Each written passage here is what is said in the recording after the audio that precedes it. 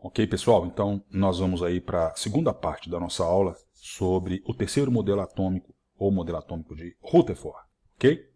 Bom, então na aula anterior, nós falamos um pouquinho sobre o estudo que foi feito sobre as partículas ou emissões radioativas. Então, só para a gente recordar aqui, ó, rapidamente, vamos relembrar que Rutherford e os seus alunos, trabalhando em seu laboratório, observou algumas características destas emissões radioativas. Uma destas emissões era a partícula alfa. Qual era a carga mesmo da partícula alfa? Carga positiva. Então, trabalhando com as emissões radioativas, principalmente a partícula alfa, ele elaborou e construiu o seu terceiro modelo, ou modelo planetário. Ok? Então, vamos voltar lá de novo. Então, através do estudo com as emissões radioativas, principalmente as partículas alfa, ele melhorou um pouco, né, esse entendimento do que seriam os efeitos dessas emissões radioativas sobre determinadas estruturas, e ele incidiu essas partículas alfa sobre uma lâmina de ouro. E saber qual que seria o comportamento, né, dessas partículas alfas em relação a algumas estruturas. Após a construção desse experimento, ele começou a entender a dinâmica desse modelo atômico. Como que deveria ser, então, esse modelo atômico? Como que deveria se comportar? A estrutura de um átomo de ouro quando recebesse a influência de uma emissão radioativa. Então, a partir deste modelo, nós criamos e modificamos o modelo atômico 2 para o modelo atômico 3. Ok?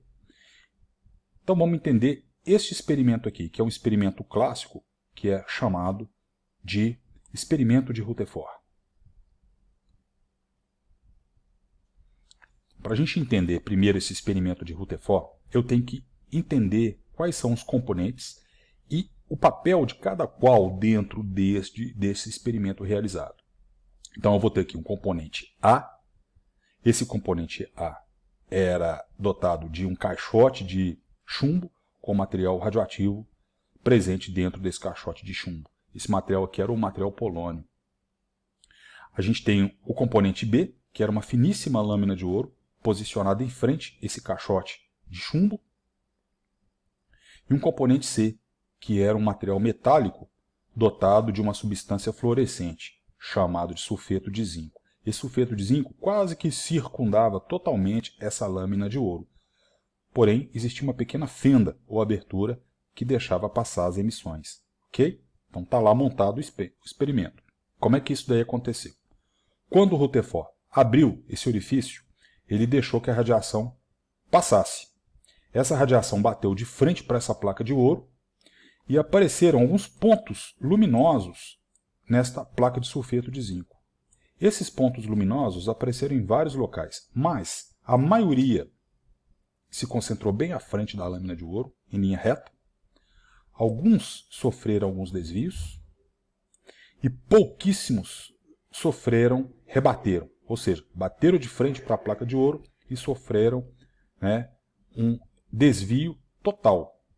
Eles nem chegaram a atravessar a lâmina de ouro, mas foram muito poucos, ok? Então, este foi o experimento. Aí o Rutherford começou a tentar descobrir os porquês. Por que aconteceram essas ações? Por que aconteceram esses fenômenos, né, por assim dizer? Então aqui a gente tem um outro desenho, né, mostrando assim um corte lateral do experimento dele, né? Aqui a gente tem aqui o material polônio batendo de frente com a lâmina de ouro e os raios que foram.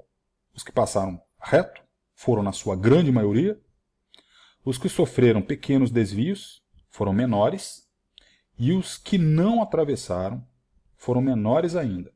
A maioria dos raios atravessaram direto. Ora, se isso daqui é formado por vários átomos de ouro, e eu tenho várias unidades de átomo de ouro, para esses raios atravessarem completamente, é que deve existir espaços vazios dentro desses átomos, né? Então, ele começou a fazer desenhos para entender o comportamento dessas partículas alfa. Aqui em vermelho eu tenho as partículas alfa, beleza? As partículas alfa, se vocês observarem aqui, ó, a maioria passou reto. Alguns sofreram pequenos desvios e pouquíssimos nem chegaram a atravessar a lâmina de ouro. Então, se a gente for interpretar, obviamente, para essas partículas passarem direto, elas passaram entre espaços vazios. Então, entre essa bola vermelha e essa bola vermelha, existiram espaços vazios.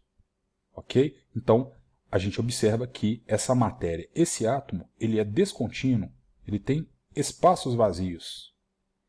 Agora, analisando, né, esse comportamento, Rutherford e seus alunos começaram a desenvolver algumas observações e algumas interpretações.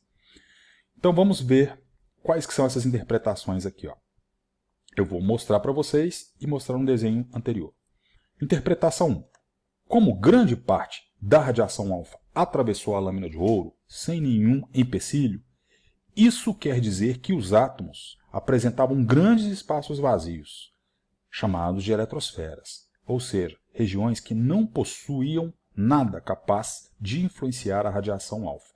Então, se a maioria dessas partículas aqui atravessaram direto, é porque eles devem ter atravessado em algumas regiões que não tinha nada, que eram regiões totalmente vazias, né? Então, por isso que essa bolinha aqui, ó, passou direto, certo?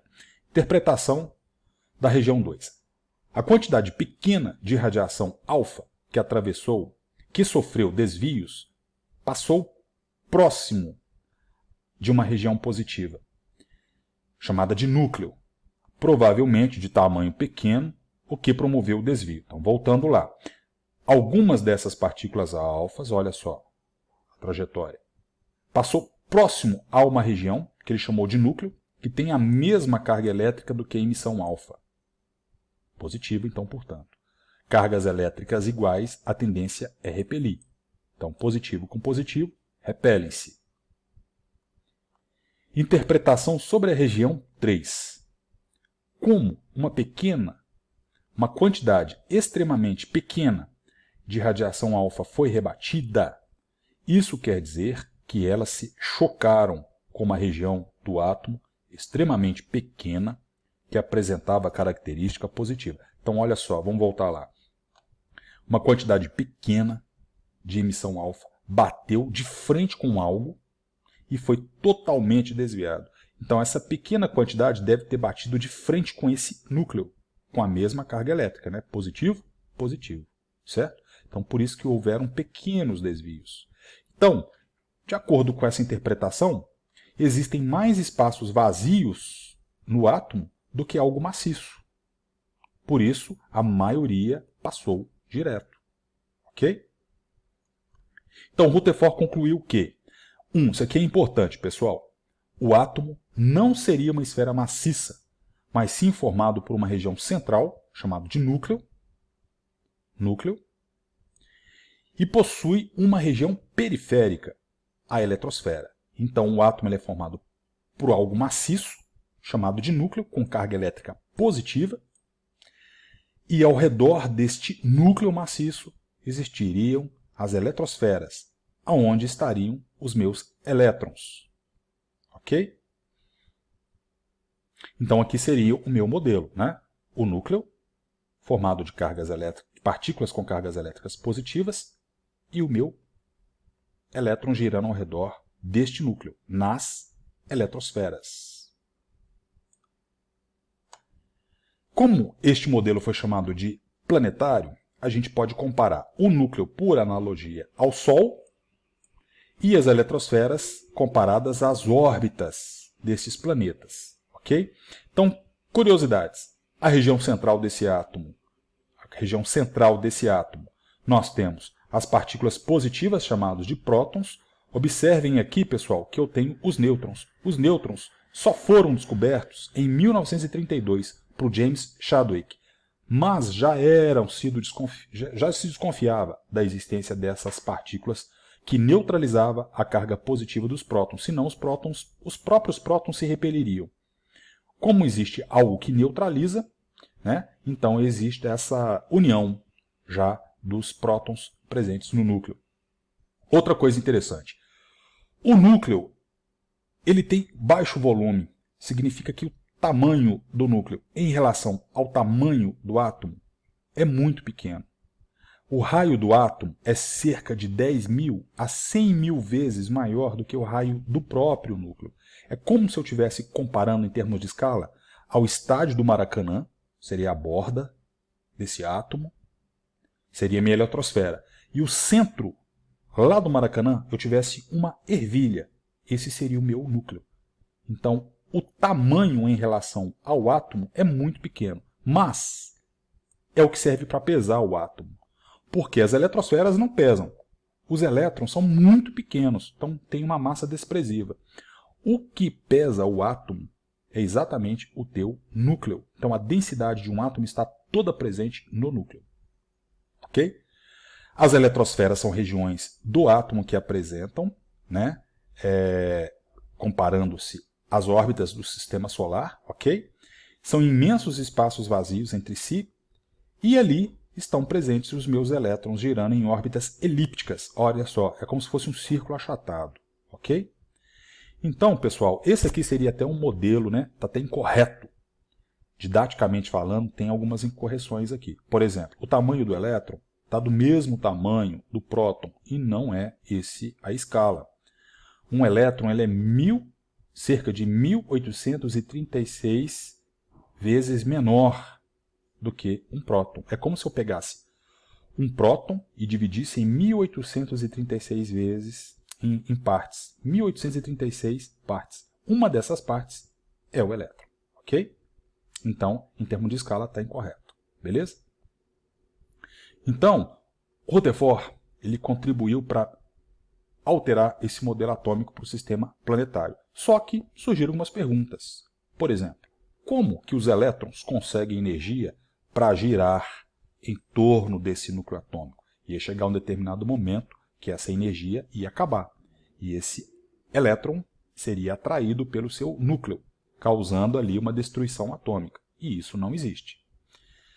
E a gente precisa de entender os fenômenos luminosos. Tudo que tem a ver com luz tem a ver com átomo também. Então, precisou-se melhorar esse modelo atômico para um modelo atômico mais arrojado, que seria o modelo atômico de Bohr, o quarto modelo atômico. Então, a gente vai parar por aqui. Nós vamos agora trabalhar com conceitos ligados ao terceiro modelo atômico. Agora a gente vai entender o que é número atômico, número de massa, elétrons, o que são elementos isótopos, isóbaros, isótomos e outros conceitos mais. Ok, pessoal?